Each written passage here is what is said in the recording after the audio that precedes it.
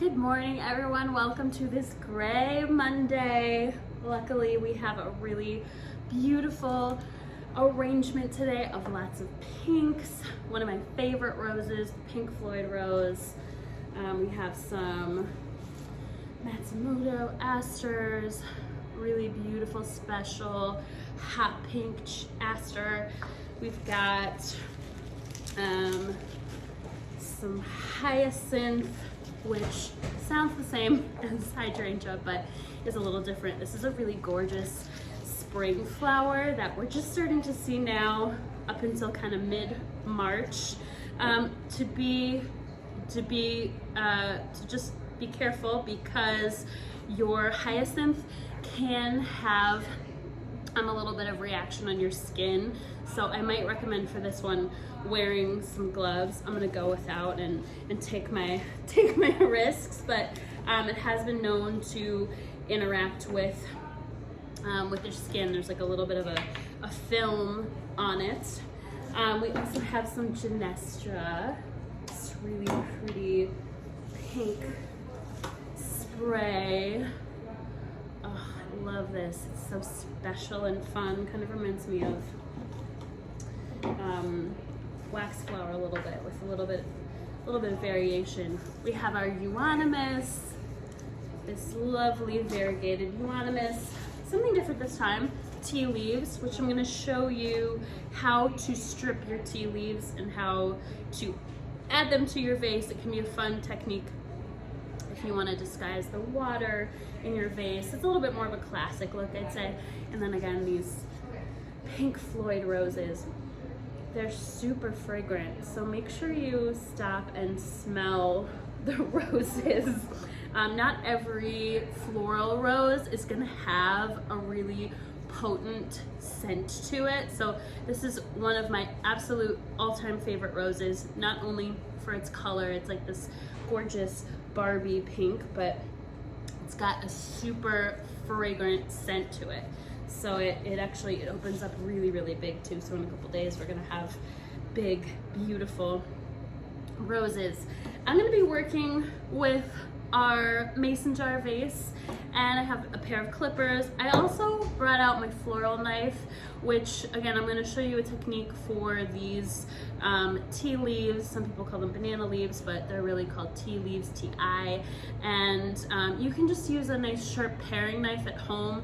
Do be extra careful if you're gonna be working with a knife. Don't want anybody to cut themselves, and floral knives are quite sharp.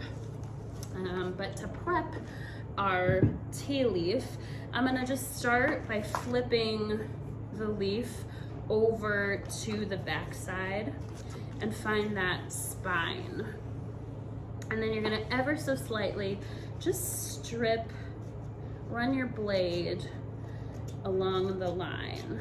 What we're doing is kind of ping this tea leaf down the back to make it a little bit more flexible. So I'm gonna go in one time and then a second time to get as close as I can to the leaf without cutting a hole in the stem. And this is something that definitely takes practice. When I was first learning this technique early on in my floral career, I definitely stripped a lot of leaves and then it left a hole right in that center leaf. So if that happens to you, it's not the biggest deal. Good to get a little bit of practice, and make sure you're working with a really sharp floral knife. I'm also gonna cut off the end of this tea leaf here. So let me show you that again. Take your tea leaf. I like to work toward me, but whatever's more comfortable for you. And then you're just gonna run it along the stem of the leaf without cutting. Again, we don't want to cut through the leaf. Oops, which I just did. But cut off that long stem just like that. If you do make a little boo-boo, it's okay. Just cut it off, cut your leaf a little bit shorter, and then you have this nice flexible leaf. You can kind of tell that This one a little bit more needs to come off because it's not as round. So I would like, see if I can get a little bit more off here. And then you can take your leaf and wrap it around your hand really tightly. And then just go ahead and pop it into your vase. And this creates this really nice, spilled a little bit of water there, look to your vase. It sort of feels with that first tea leaf. And I'm gonna go ahead and add the second one. Stripping off that little bit of stem just helps it to roll a little bit better. And I'm doing 2 so that I hopefully can get full coverage here of leaf. I filled up my vase a little bit too much. So I'm getting some spillage, but not the biggest deal. And then look, you have this beautiful green vase with a little tea leaf liner. It also helps to disguise the water. So if you've ever done your arrangement and let it sit for a week and totally forgotten about it, and then the water's all brown and icky, this will prevent you from seeing that water. Although ideally we do want to be changing our water every other day or so. Let's go ahead and go in and green up our vase, the euonymus. I'm gonna do a stem split here. Give it a nice sharp cut. I'm gonna add in these pieces at a bit of an angle, fill out the vase a little bit. If you don't want to stem split it, that's fine. I like to try to get the most out of each piece as possible. You can always just run your hand down the bottom, but why waste what nature gave us? All right, we've got this really pretty, it's sort of an upright, stiff stem. I'm gonna add a few pieces at a bit of an angle. And then let's do our Ginestra next. It's really fluffy, pretty pink foliage. You'll see that each piece, it's almost like a little spray. This is another one that's a great variety to stem split. And these, mine are still pretty closed. Be extra careful when you're working with this because it's really delicate. But over the next couple of days, it's just going to open up fully and be really gorgeous. Like a little spray of fireworks in pink. And then you can arrange this beautiful splay of pink blossoms all the way around. I'm probably gonna be able to get 4 pieces out of this Ginestra, and it provides a really gorgeous contrast to that variegated foliage of the euonymus. So a nice, pretty even application. Sometimes as I'm adding and greening my vase and adding my base elements, I'll twist the vase. That can be a good practice just to check out every side, see what the shape is looking like, because this is, when we're adding our first few pieces, this is when we're really building the shape of our design. So I may even take a few pieces and just add those in on the bottom and the side. All right, let's do our roses next.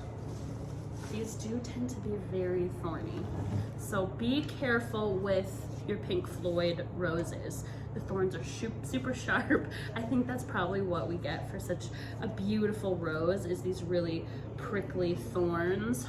a trick that I learned that's really easy if you don't have a rose stripper like we might here at the studio is just to press on the side of the thorn. So instead of putting your finger right on top of that thorn, just push on the side and it pops right off. And then of course strip off your foliage. So take a minute, pop off the thorns on your pink Floyd roses.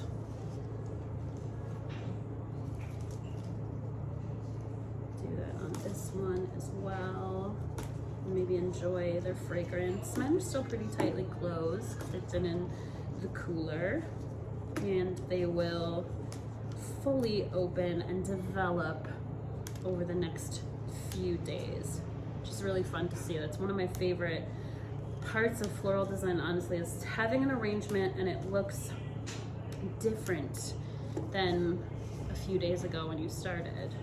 And I'm gonna do these, I don't always start with my focal flower once I've filled out my base a little bit, but I'm starting with these roses because they are so big.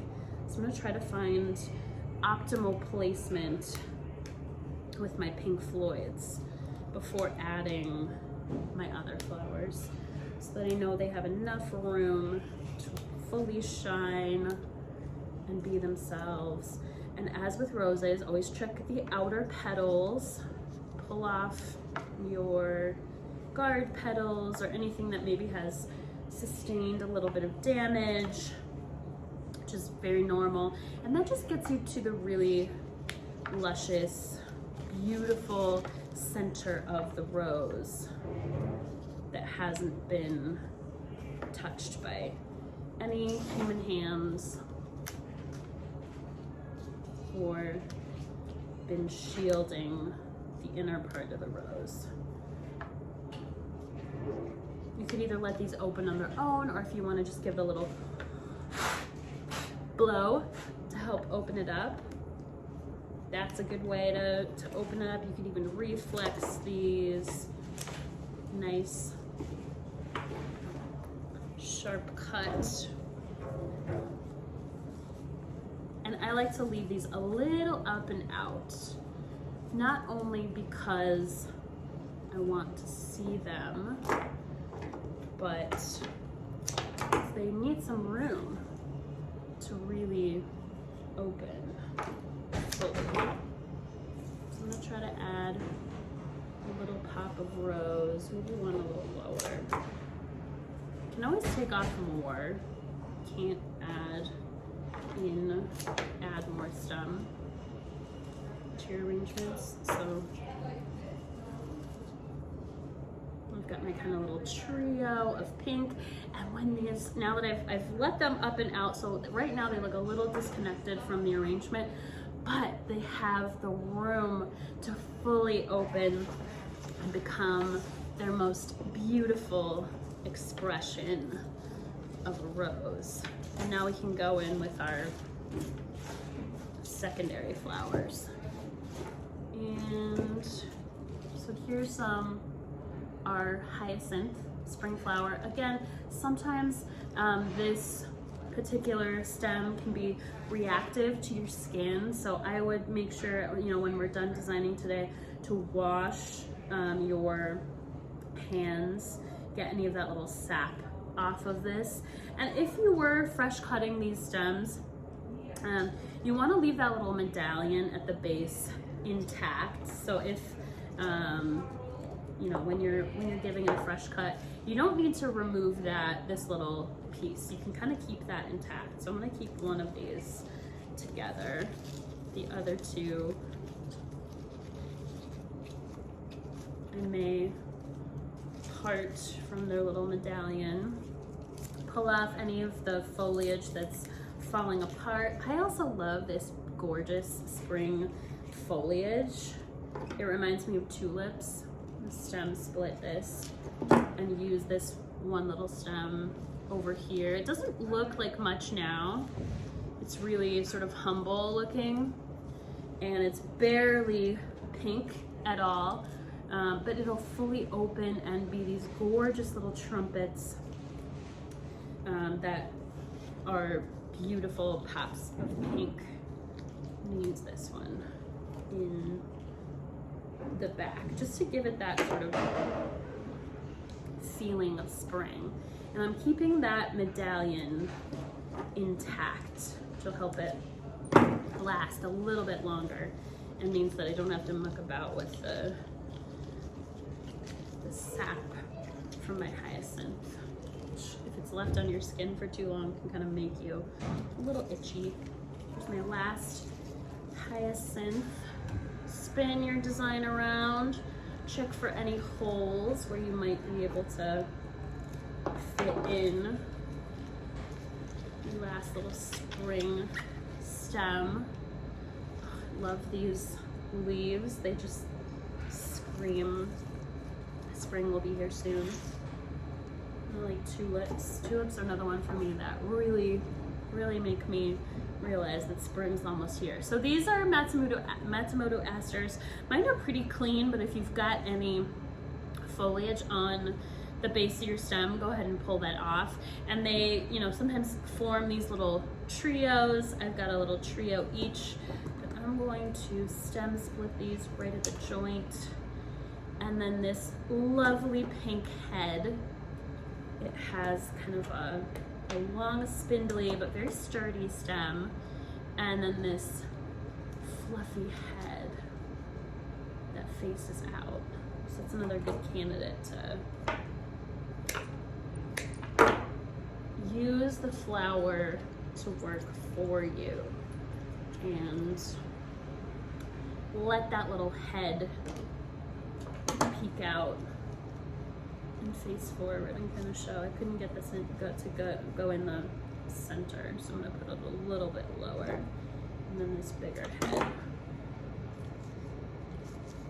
pop into the center of the arrangement. So those little pink puffs will call out our pink theme, kind of rotating pink theme. And I always like to stem split, and then if I need to divide this more, I can. I may even need to spin it around just so I can see where to put that. Perfect. Some of them are gonna have a little more yellow, which is really pretty. That yellow center draws your eye through the arrangement. You can feature those ones more prominently. And there we have it. Pretty and pink rose arrangement with these gorgeous pink Floyd roses, our magenta Matsumoto Asters, and this blushing pink hyacinth that will open up over the next couple days. So don't forget to change your water, and don't let that tea leaf fool you into thinking that the water will be clean. You want to make sure to change it every 2 or 3 days or so. Thanks.